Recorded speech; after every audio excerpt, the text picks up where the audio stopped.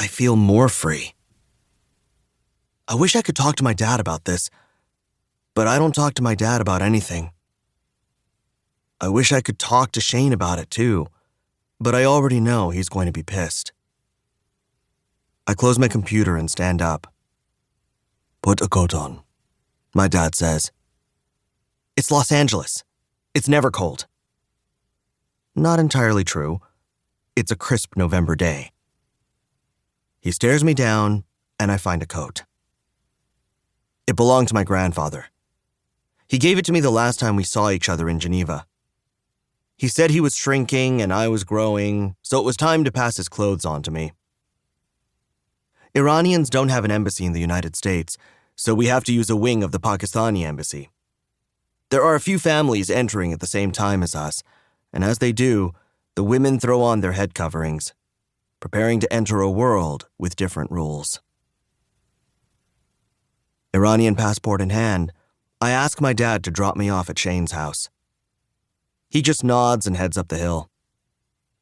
He still refers to Shane as my friend, even though he knows we're more than that. Mrs. Waters opens the door when I buzz. "Moud," she says, that permanent ring of optimism in her voice. She gives me a hug, then waves at my dad, still parked in the car. "Hello, Mr. Jafarzadeh."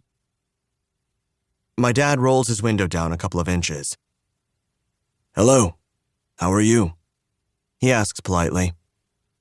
My dad is always well-mannered in public, more concerned with what strangers think of him than his own son. "No complaints. You want to come in?" she asks. No, he stammers. "I have a lot to do before our trip." He adds a thank you before driving off. Mrs. Waters leads me inside, an arm around me. "Trip?" she asks. "Where are you going?" "Oh," I say. "It's complicated." It's really not complicated. I'm going to Iran to see my grandfather before he dies. The complicated part is that I haven't told Shane about it because I'm scared of how he'll react. "Is everything okay?"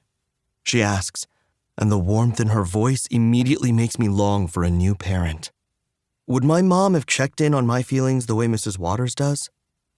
Would she have responded differently to my coming out? "Yes," I say. "Well, no, actually. My grandfather is sick." "Oh, I'm so sorry. The music teacher in Iran?"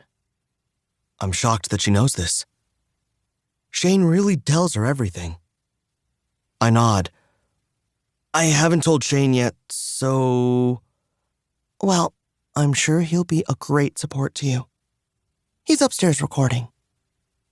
Mrs. Waters squeezes my hands and stares at me misty-eyed.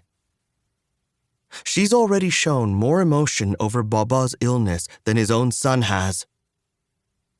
I open the door to Shane's bedroom as quietly as I can. I know how seriously he and Sonia take their podcast, Down with America. It does have a surprisingly high number of subscribers for a show recorded by two teenagers in a bedroom. "I'm sorry, but I'm not down with it," Shane says.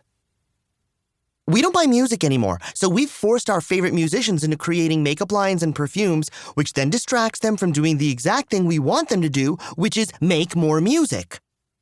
"I mean," Sonia says, incredulous, "no one is holding them hostage and telling them to become a brand." A small piece of me bristles at the word hostage, which always reminds me of the Iran hostage crisis. And how much time do you think a pop star really spends on their makeup brand? They're just licensing their name. Let's get real. "I am real," Shane says, smiling at me. "And our listeners know how I feel about the word real and the implication that anything in this world is fake. Everything is authentic, especially artifice. Anyway, maybe it's a good thing your favorite singers aren't making as much music as they used to. Less opportunities for them to enjoy a little cultural appropriation." "We've already covered that in another episode," Shane says. "For now, we want to hear from you, our listeners. Celebrity brands. Are you down with them, America?" And now,